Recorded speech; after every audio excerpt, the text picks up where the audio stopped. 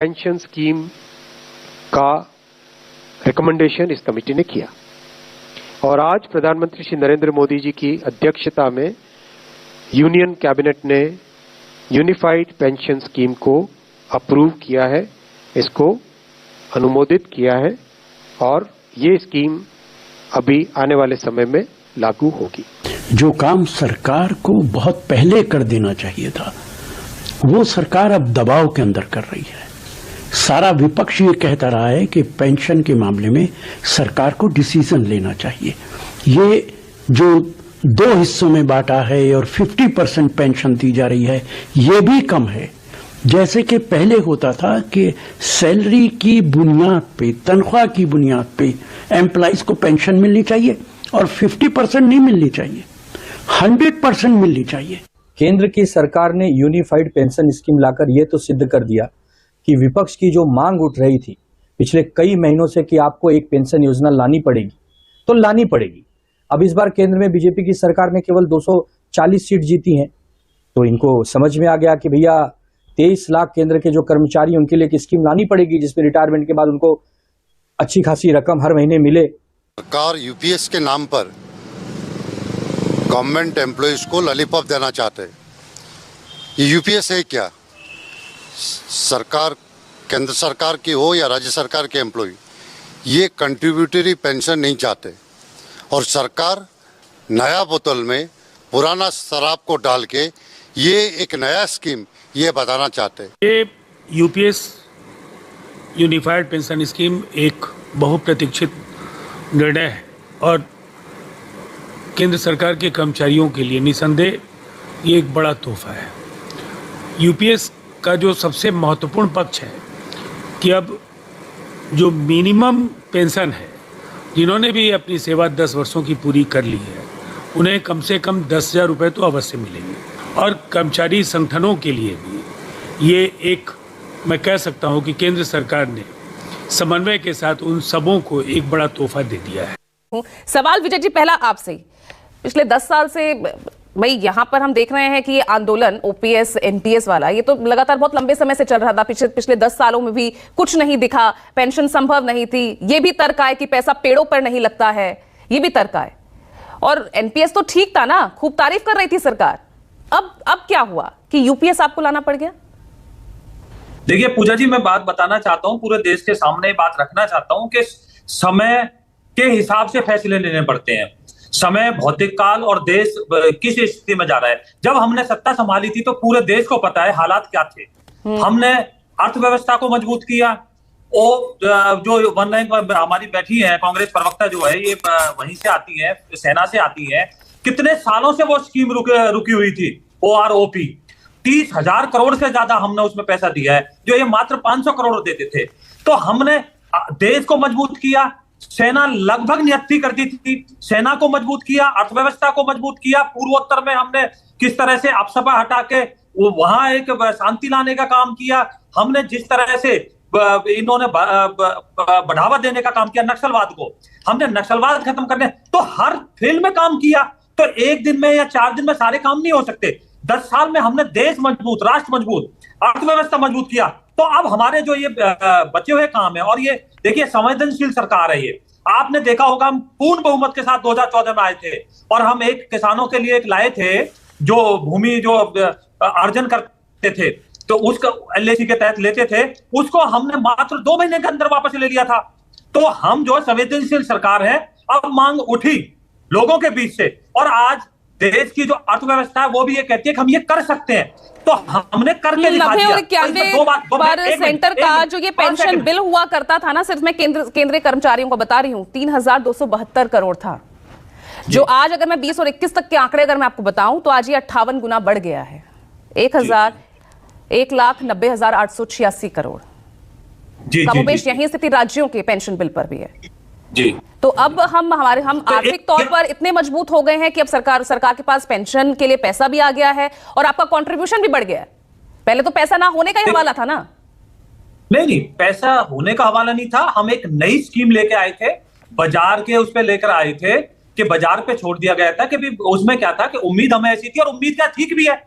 आज 80,000 पे हमारा सेंसेक्स है। देखिए आप, जो हमारा सेंसेक्स 80,000 पे पहुंच गया ना, तो हम एक बढ़ावा देना चाहते थे। जैसे हमारे देश के सीईओ नौजवान पूरे विश्व में आप देखेंगे 60% से ज्यादा है, तो हम एक उसको बढ़ाना चाहते हैं। IIT IIM में जाके किस तरह से बढ़ते थे, तो जो सरकारी कर्मचारियों की तरफ रुझान था, सरकारी नौकरियों की तरफ रुझान था, हम चाहते थे कि प्राइवेट में भी जाएं, वो नौकरी लेने वाले ना बने, नौकरी देने वाले बने।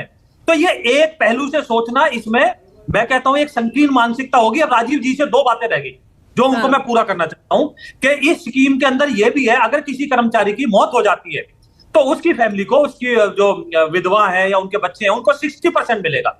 ये भी इसके अंदर प्रावधान किया है। बाकी राजीव जी ने बता दिया कि हम एनपीएस में भी जा सकते हैं। कर्मचारी संगठन तो कह रहे हैं ना कि भैया हमारा क्यों कंट्रीब्यूशन आप ले रहे हो, हमारी ही पेंशन और हमें उसके लिए पे करना होगा।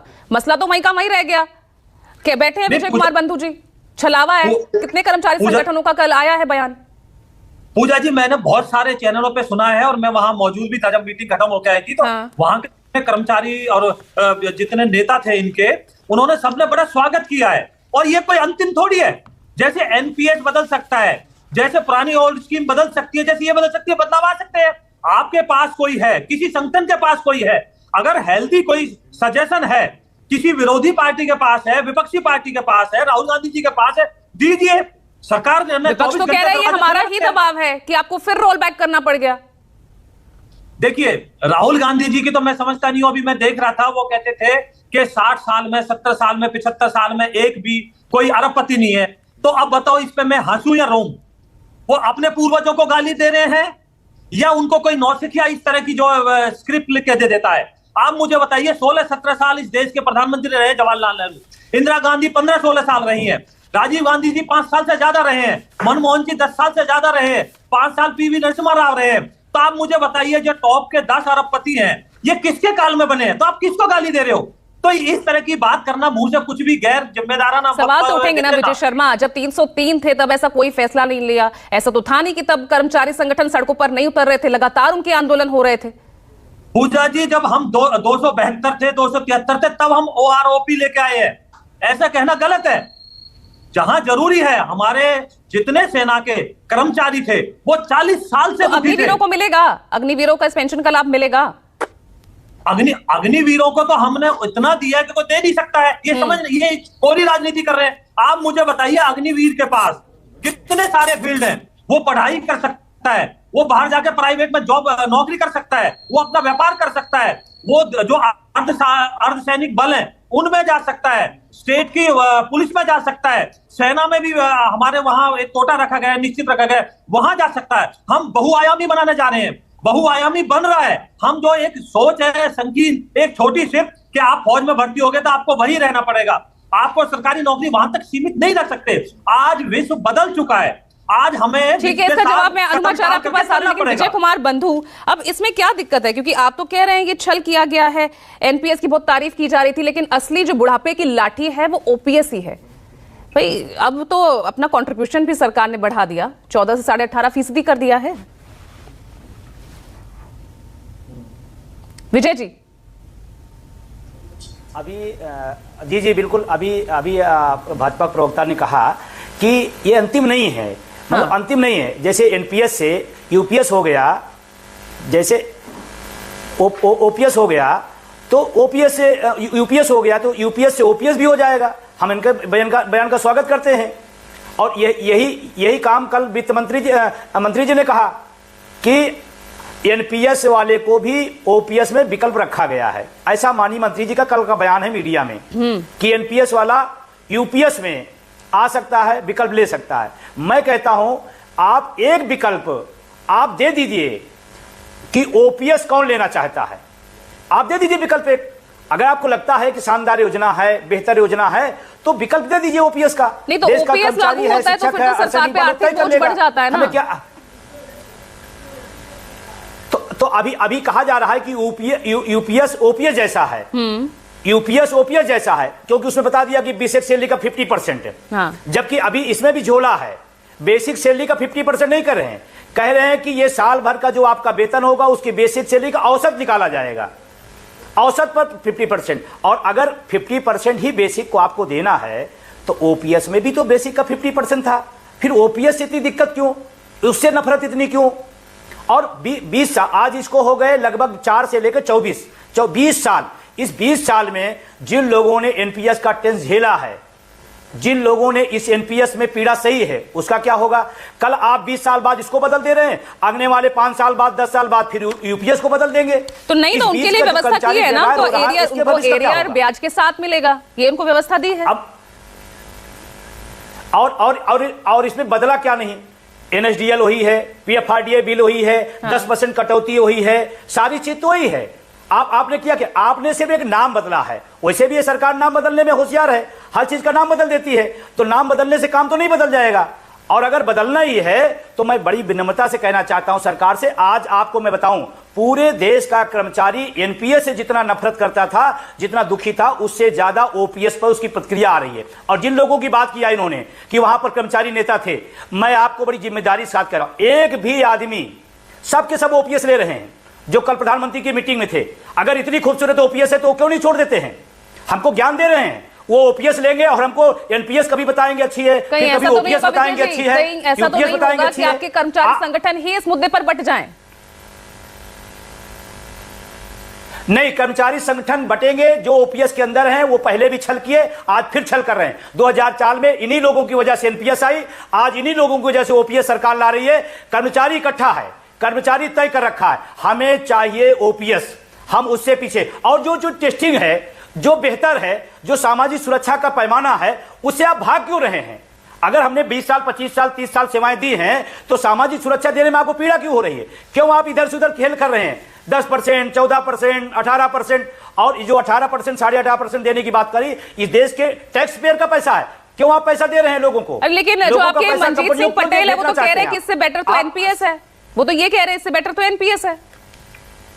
मैं कह रहा हूं कि सबसे बेहतर ओपीएस है, और इस देश का 1 करोड़ से ज्यादा एनपीएस में जो पीड़ित है, वो ओपीएस के पक्ष में खड़ा है। आज भी लगातार लोगों को ट्वीट आ रहे हैं, only OPS, no NPS, no UPS. Manjit Singh Patel आप ही के हमारा नहीं, हाँ नहीं, मनजीत सिंह पटेल आप ही के राष्ट्रीय अध्यक्ष है ना? मैं बता रहा हूं, पूरे देश, मैं बता रहा हूं, पूरे देश का जो कर्मचारी है, वो एक लाइन में, एक स्वर में खड़ा है, हमें ओपीएस चाहिए। कम है दे दीजिए, पुरानी है दे दीजिए, हमें कोई दिक्कत, हमें ज्यादा क्यों देना चाहते हैं आप?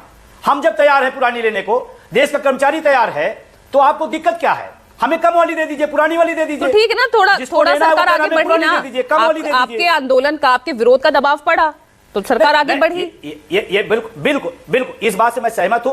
हाँ, इस बात से मैं सहमत हूं कि आंदोलन का असर पड़ा, लोकसभा चुनाव के परिणाम का असर पड़ा, और पर एक दिन हम सब लोग ओपीएस लेंगे। अभी माननीय जी ने बहुत अच्छी बात बोला, प्रवक्ता ने, कि जब एनपीएस अंतिम नहीं थी तो यूपीएस भी अंतिम नहीं है, तो अगला कदम ओपीएस पर। ठीक है, तो अनुमा आचार्य, ये आप ही के एक चुनावी हथियार पर वार है केंद्र सरकार का? नमस्कार पूजा जी, 8.5 मिनट भारतीय जनता पार्टी के प्रवक्ता ने बोला है, तो मैं अपनी बात रखना चाहूंगी और मुझे मत टोकें। तो ये मैं आपसे कहना चाहती हूँ, देखिए ऐसा है, भारतीय जनता पार्टी के प्रवक्ता कुएं के मेंढक की तरह होते हैं, या फिर ऐसे ही रखे जाते हैं, जानते कुछ नहीं है। कुंठा कुछ ऐसी कि उस क्षेत्र में जरूर घुसेंगे जिसमें उनकी कोई दखल अंदाजी नहीं है। अब ये बोलते हैं ओआरओपी दिया। अरे विजय जी ऐसे नहीं, विजय जी ऐसे नहीं, करिए बीच में नहीं विजय जी, मैं मौका दूंगी। देखिए ऐसे टाइम वेस्ट होता है, ये टोका टोकी में सिर्फ टाइम वेस्ट होता है और कुछ नहीं। मैं मौका दूंगी आपको बोलने का, बोलिए अनुमा जी। नहीं, मैंने रोका नहीं है, उनके भाषा किस तरह संयम के साथ कर रहे हो, संयम के साथ। देखिए फौज में रही है, भाषा मर्यादित होनी चाहिए। मैं सभी पैनलिस्ट से दरख्वास्त कर रही हूँ। अनुमा जी बोलिए। के मेंढक हैं और ओआरओपी आज तक नहीं मिला है। मुझे 25 साल की सर्विस के बाद भी आज ओआरओपी नहीं मिलता है, इसलिए ये झूठ तो देश की जनता के सामने ना बोले। दूसरी चीज, कांग्रेस की सरकार के समय 2007 में देश विश्व की 4थी सबसे बड़ी वायुसेना बन चुका था, 32 स्क्वाड्रन थी। आज भी हमारे पास 33 स्क्वाड्रन है। तो क्या बकवास करते हैं ये कि इन्होंने सेना को कुछ मजबूत किया है, इससे बड़ा झूठ कुछ नहीं है। तीसरी चीज, बात आती है ओपीएस की, तो मैं बता दूं कि ये जो यूपीएस है, ये दरअसल यू टर्न इसलिए मारा गया है क्योंकि विपक्ष मजबूत है, देश का लोकतंत्र मजबूत है, और ये न्याय की लड़ाई राहुल गांधी जी ने लड़ी, और ये लड़ाई हम तब तक लड़ेंगे जब तक ओपीएस मिलती नहीं। क्योंकि जैसा कि कहा गया है कि पुरानी बोतल में नया माल बेच रहे हैं ये। पहले एनपीएस में 10% सरकार देती थी, 10% कर्मचारी देता था, फिर 4 साल पहले कर दिया 10% कर्मचारी देता रहेगा, 14% सरकार देगी। अब उसी को 18.5% कर दिया है। पहले जो ओपीएस था वो 20 साल की सर्विस के बाद मिलता था, इन्होंने 25 साल करके वहां पैसे बचाने की कोशिश की है, जबकि प्रधानमंत्री खुद इतने बड़े फिजूल खर्च हैं। और दुर्भाग्य से जब ये राहुल गांधी के ऊपर ये लोग बोलते हैं तो सिर्फ कुंठा झलकती है। ये कहते हैं अग्निवीरों को ये बहुआयामी बना रहे हैं। जी, अग्निवीर आत्महत्या कर रहे हैं, चोरी कर रहे हैं, बड़ी बड़ी न्यूज बन रही है, ये बन रहा है बहुआयामी व्यक्तित्व उनका। तो ये सारी बातें भारतीय जनता पार्टी सिर्फ नाम बदल के करना चाहती है। इस उल्टी पुल्टी स्कीम जिसे यूपीएस कहते हैं, इसे तो इनको खारिज करना ही पड़ेगा। लेकिन ये आचार संहिता का उल्लंघन तो है ही, क्योंकि चुनाव घोषित हो चुके थे, उसके बाद ये कर रहे हैं। लेकिन उसके साथ ये भी देखिए कि क्या चालाकी है। इसे 1 अप्रैल 2025 से लागू किया जाएगा, अभी तो लागू भी नहीं किया जा रहा है। एक और चीज है, इसमें कहा है कि अगर कर्मचारी की मृत्यु हो जाती है तो परिवार को 60% पेंशन मिलेगी। मैं ऐसा आपको बताना चाहती हूं कि पहले यह नियम था कि अगर कर्मचारी की मृत्यु उसके रिटायरमेंट के 7 साल के पहले हो जाती है तो उस 7 साल तक वही पेंशन मिला करती थी जो कर्मचारी को मिला करती थी, उसके बाद ही वो फैमिली पेंशन में तब्दील होती थी। तो यहां पर भी पैसा बचाया जा रहा है। कम्यूटेशन की जो बात है, कम्यूटेशन जो मिलता था ओपीएस में, इसमें कम्यूटेशन का कोई प्रोविजन नहीं है। और ये क्या बात है कि एनपीएस ले लो, नहीं तो ये भैया नई मामा से काना मामा। अच्छा, तो केंद्रीय कर्मचारी संगठन क्या करता? लेकिन अनुमा जी मैंने आपको सुना, ठीक है, यानी आपका मुद्दा आपके पास अभी भी है, ये मैं मानू ना। लेकिन फिर सवाल ये उठता है ना, अब आप, क्योंकि अब तो आप विपक्ष में आ गए हैं, जब सत्ता पक्ष में थे इसी एनपीएस को लागू करने वाली आपकी पहली सरकार थी। मैं 10 साल आप रहे ना, और ये अधिकार तो सरकार के पास होता है, आप ओपीएस ले आते। फिर आप एक ऐसा इकलौता चैनल हैं जिसने जून 2023 में और नवंबर 2023 में ओपीएस के लिए जो आंदोलन हुआ था उसे कवर किया था। आप इकलौते हैं, और मैंने आपकी उस दिन भी तारीफ करी थी। लेकिन एक चीज याद दिला दूं, आप मुझे बताइए 2004 से 14 के बीच में ऐसा कौन सा बड़ा आंदोलन हुआ था जिसके कारण ओपीएस को लागू करने की मांग उठी थी? मैं आपको एक उदाहरण देती हूं, सुन लीजिएगा। जब हम लोग 2004 में हमारा परमानेंट कमीशन यानी पेंशनेबल सर्विस का समय आया, उस समय अटल बिहारी जी की सरकार थी। उन्होंने हम लोगों को, जिनको 1991 में पेंशन के अधिकार की बात की गई थी मिनिस्ट्री ऑफ डिफेंस के लेटर में, हमें नहीं दिया। उन्होंने बोल दिया जी नहीं मिलेगी आपको। हम कोर्ट में गए, हमने लड़ाई की। कब लड़ाई की? जब हम उससे प्रभावित हुए। तो जब सरकार का कोई निर्णय होता है, जब वो अमल में आता है और जब किसी को वो प्रभावित करता है, तब उसकी मांग उठती है। तो 2004 से 14 के बीच में हमने उस तरह के आंदोलन नहीं देखे। लेकिन जब भी सरकार जागे, जब भी जनता अपनी मांग शुरू करे। लेकिन आपने राजस्थान में तो लागू कर दिया था ना, राजस्थान में तो ओपीएस लागू कर दिया था, तो उसका भी चुनावी लाभ आपको नहीं मिला। चुनावी लाभ की बात नहीं है मैडम पूजा जी, ये सामाजिक सुरक्षा की बात है। हमारे देश का कर्मचारी जो हमारी सरकार की व्यवस्थाएं सुनिश्चित करता है, एक सिस्टम बनाता है। प्रोफेसर विनीत, तुम इसका मतलब यही निकाले ना कि नई बोतल में पुरानी शराब परोसी गई है। एक तो वही है कि नई बोतल में पुरानी शराब, दूसरी चीज सुनिए ना, एक तो ये नहीं मामा के बजाय काना मामा के लिए लोग जवाब दीजिए प्रोफेसर विनीत, जवाब दीजिए। कि ये भागते भूत की लंगोटी है, लेकिन हम उस न्याय का जवाब तो ले लूं अनुमा जी, ओपीएस लेकर रहेंगे। हाँ बोलिए। अपने मामा इटली से बुलाइए मामा जी को, फिर बात करेंगे हम लोग। पूजा जी नमस्कार, गुड मॉर्निंग। ये अशिष्ट और अभद्र। अरे भाई, बिहार की बात कर ले। पेंशन का अमाउंट उनके टोटल टैक्स कलेक्शन का 80% और 60% है। उसके बाद से कैसे आप काम करेंगे? इनके पास पैसा नहीं बचेगा तो केंद्र सरकार से पैसा मांगेंगे। और इस पैनल पर बैठा हुआ कोई व्यक्ति बता दे, क्या आर्थिक रूप से देश सुदृढ़ हो या नहीं हो? 10 साल में आपने बहुत बढ़िया बात कही पूजा जी, मनमोहन सिंह ने क्यों नहीं कह दिया? उस समय तो मनमोहन सिंह मिलकर कहते थे कि नहीं, एनपीएस को लाना चाहिए। आरबीआई ने वार्न किया था कि अगर ये कंटिन्यू रहा, ओपीएस कंटिन्यू रहा तो रीढ़ की हड्डी सरकार की टूट जाएगी। आरपीएस का डॉक्यूमेंटेड है। पूजा जी, सबसे सीधी सी बात है कि ये जो सरकार है, कोई भी लोक कल्याणकारी योजना लाती है, पहले तो विपक्ष के दबाव में हम काम नहीं करेंगे। उसका जब सही समय आएगा काम किया जाएगा। 240 हो या 330 हो या 282 हो, हमारा विल पावर और दृढ़ शक्ति अभी भी कम नहीं हुआ है। हाँ, और इंडिया, पूजा जी मैं आपसे एक छोटा सवाल पूछता हूं, आप शेयर मार्केट में इन्वेस्ट करती हैं या नहीं करती हैं? किसी मामले में, इक्विटी में या यूलिप में या म्यूचुअल फंड में? ये बिल्कुल एक साधारण सी समझ है कि शेयर मार्केट में पैसा लगाने से उसमें पैसा बढ़ता है। और अगर इतना ही खराब होता तो मनमोहन सिंह जैसा आपने कहा क्यों नहीं बदल दिया? पर हमें लगा कि नहीं, ये परेशानी का सबब है। तो फिर क्यों यूपीएस लाया गया है? लागू रहने देते हैं एनपीएस को। हमने पूजा जी क्या कहा? तुलसीदास जी कहते हैं कि जासु राज प्रिय प्रजा दुखारी, श्रो नृप अवश्य नरक अधिकारी। अगर हमारी प्रजा दुख होगी तो वहां के राजा जो है उसको बदलेंगे जरूर उसको, और हमने ये काम किया, तो इसीलिए उसका स्वागत कीजिए और रोइए मत। ठीक है, फराज के दवाई साहब, अनुमा जी आ रही हूँ, 10 सेकंड आपको दूंगी मैं, 10 सेकंड। फराज के दवाई साहब, मत रोइए, प्रजा दुखी होगी तो सरकार तो काम करेगी। पूजा जी देखिए, दो चीजें तो यहाँ पर क्लियर हुई। हमारे चिराग पासवान जी की जो पार्टी के प्रवक्ता हैं प्रोफेसर साहब, इन्होंने दो बातें कही। एक तो मैं आपसे ये बोलना चाहता हूं कि देश की जनता जो है ना वो प्रजा नहीं है और नरेंद्र मोदी राजा नहीं है। देश की जनता देश की सम्मानित जनता है। प्रजा आपके लिए होगी, हमारे लिए देश की सम्मानित जनता है। प्रधानमंत्री मोदी जी राजा आपके लिए होंगे, हमारे लिए प्रधानमंत्री जी। तुलसीदास ने जब लिखा था उस समय लोकतंत्र था। रुकिए विनीत जी रुकिए। दूसरी बात यह है कि चिराग पासवान जी को अब सामने आकर के ये स्टेटमेंट देना होगा कि वो एनपीएस चाहते हैं और ओपीएस का विरोध करते हैं, क्योंकि उनके ऑफिशियल प्रवक्ता बैठ करके एनपीएस की यहां पर वकालत कर रहे हैं। और जो आप फिस्कल प्रूडेंस की बात कर रहे हैं प्रोफेसर साहब, आप तो पढ़े लिखे आदमी हैं। जो इस सरकार ने यूपीएस के तहत जो 14% से 18.5% किया है, उससे मात्र 6,250 करोड़ का फाइनेंशियल बर्डन आएगा देश पर। जाइएगा और चेक कर लीजिएगा। दूसरी बात, ये जो यूनिफॉर्म पेंशन स्कीम बोल रहे हैं ना, ये बेसिकली एक अगली पेंशन स्कीम है। अगली पेंशन स्कीम मैं इसलिए बोल रहा हूं पूजा जी कि पहले जो ओरिजिनल ओपीएस थी, उस ओरिजिनल ओपीएस में एम्प्लॉय का कंट्रीब्यूशन नहीं था, यहां पर आपने 10% कर दिया।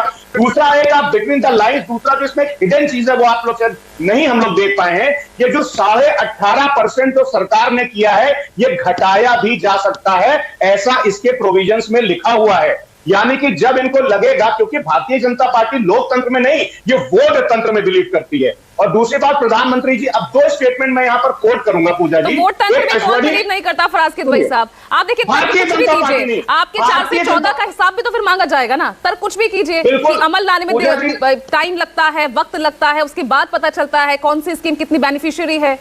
आप तर कुछ भी दीजिए, लेकिन 4 से 14 का हिसाब आपसे भी मांगा जाएगा। पूजा जी, हम 4 से 14 का हिसाब देंगे, बिल्कुल देंगे। लेकिन अश्वनी वैष्णव जी का आज का ये स्टेटमेंट है, आप इसको पढ़िएगा, जिसमें अश्वनी वैष्णव जी बोलते हैं कि NPS was implemented as a major fiscal reform in 2004 as the previous OPS was a physically training arrangement. अब मैं पूछना चाहता हूं भारतीय जनता पार्टी के लोगों से कि फिस्कल प्रूडेंस आपको याद आता है कर्मचारियों के ओपीएस को लेकर के, लेकिन आप अपने कॉर्पोरेट मित्रों का जो टैक्स है वो 30% से 22.5% कम कर देते हैं और 1.5 लाख करोड़ का चूना हर साल लगता है। वहां फिस्कल प्रूडेंस आपका कहां चला जाता है? आप 11 लाख करोड़ के एनपीए राइट ऑफ कर देते हैं, वहां आपको फिस्कल प्रूडेंस नहीं याद आती है। फिस्कल प्रूडेंस आपको याद आती है कि अगर कर्मचारियों को कहीं पेंशन न देनी पड़ जाए। पूजा जी, भारतीय जनता पार्टी की जो सरकार है और जो प्रधानमंत्री जी मिर्जा गालिब का बड़ा अच्छा शेर है, इनके वादों पर सुनिए, जो ये लोग वादे और इरादे जो सब किया करते हैं। जी पूजा जी, कि तेरे मिर्जा गालिब ने कहा ना कि तेरे वादे पे जिए हम तो ये जान झूठ जाना, हम खुशी से मरना चाहते हैं अगर एतबार होता। इसका मतलब ये हुआ कि जो आप जो झूठे वादे करते हैं, ये जो आप झूठे प्रॉमिसेस करते हैं पूजा जी, अगर इनके ऊपर हम शायद मरने तक इन पर भी यकीन अगर कर ले, लेकिन ये वादे और ये इरादे इनके जो है वो पूरे नहीं हो सकते। अब आप देखिए कि पूजा जी 20 सेकंड जल्दी से 10 सेकंड देरी बोले, कंप्लीट कीजिए। पूजा जी, पीडीए के झंडा बरदार और आधुनिक सामाजिक न्याय और आधुनिक सामाजिक परिवर्तन के लड़ाई के नायक आदरणीय अखिलेश यादव जी ने भारतीय जनता पार्टी को घुटनों पर ला दिया है, ताकि वो यू टर्न वाली सरकार, ये सरकार यू टर्न वाली है। चाहे आप वक्फ बिल देख लीजिए, उसको इन्होंने जेपीसी में भेज दिया, 3 काले कृषि कानून, उसको इन्होंने बकवास करते हैं। इसीलिए बता रही हूँ कि इनको तो अग्निपथ भी अभी हटाना पड़ेगी, अभी तो ओपीएस भी देना पड़ेगा और ये सारी चीजें। और अब रही बात अर्थव्यवस्था की, ये अर्थव्यवस्था की बात कर रहे हैं, क्या पांचवी कर रहे हैं? जरा देखिए तो हमारा नंबर 148वां है प्रति व्यक्ति आय में। अडानी और अंबानी की आय बढ़ने से और उनके आमदनी बढ़ाने से, उनके व्यापार बढ़ाने से, उसको देश के पूरे औसत के साथ जोड़ देने से आप कहेंगे कि आप आगे बढ़ रहे हैं।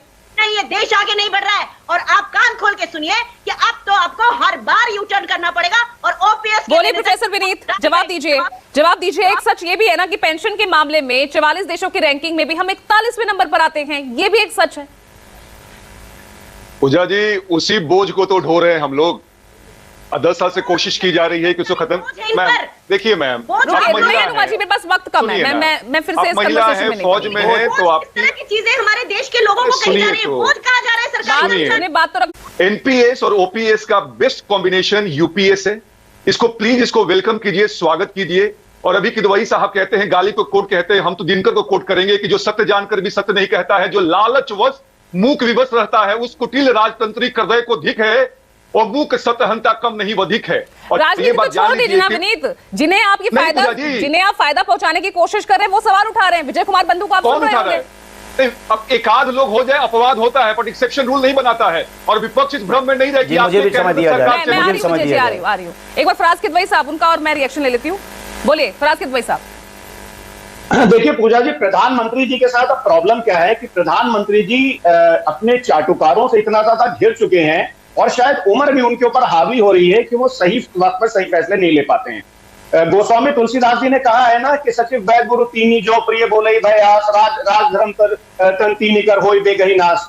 तो इसका मतलब यह हुआ कि जब कोई भी मंत्री अपने राजा से डर करके उसको गलत राय देता है, डॉक्टर अपने मरीज के रिश्तेदारों से डर कर उसका सही इलाज नहीं करता है, तो जनता का नाश निश्चित होता है। तो प्रधानमंत्री जी आज की तारीख में अपने जिन चाटुकारों से घिरे हुए हैं, जिन लोगों से घिरे हुए हैं, उनको बस खाली एक होता ना कि एक अकेला सब पर भारी, एक अकेला सब पर भारी वाले एटीट्यूड से प्रधानमंत्री जी निकल नहीं पा रहे हैं। और पूजा जी, आपने दूसरी बात कभी कही थी कि पेंशन के जो देश मतलब ये जो पेंशन वाला फंड था, ये जोखिम वाला फंड था, राजीव रंजन जी ने कहा था। तो देखिए ये इन्होंने खाली देखिए पूजा जी, प्रधानमंत्री जी के साथ अब प्रॉब्लम क्या है कि प्रधानमंत्री जी अपने चाटुकारों से इतना ज्यादा घिर चुके हैं और शायद उम्र भी उनके ऊपर हावी हो रही है कि वो सही वक्त पर सही फैसले नहीं ले पाते हैं। गोस्वामी तुलसीदास जी ने कहा है ना कि सचिव वैद गुरु तीनी जो प्रिय बोले भयास राज धर्म तन तीनी कर होई बेगही नाश।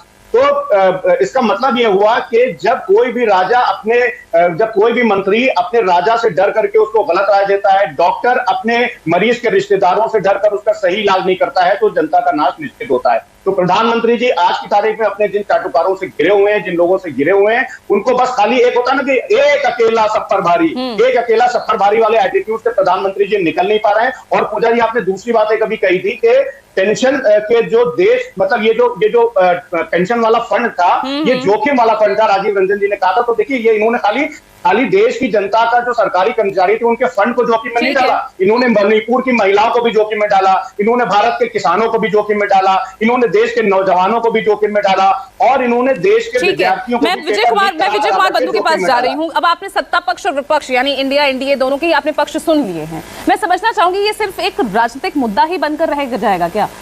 क्योंकि जो सरकार आती है वो समय की मांग को देखते हुए, चुनावों को देखते हुए, विपक्ष को देखते हुए वो फैसले ले रही है, लेकिन मुद्दा तो आज भी वहीं का वहीं रह गया ना। जी देखिए, मैं बहुत ईमानदारी से कह रहा हूं और बड़ी स्पष्ट कर रहा हूं, ये सत्ता और विपक्ष का मामला नहीं है। ये मामला देश के नौजवानों का, उन शिक्षकों कर्मचारियों का।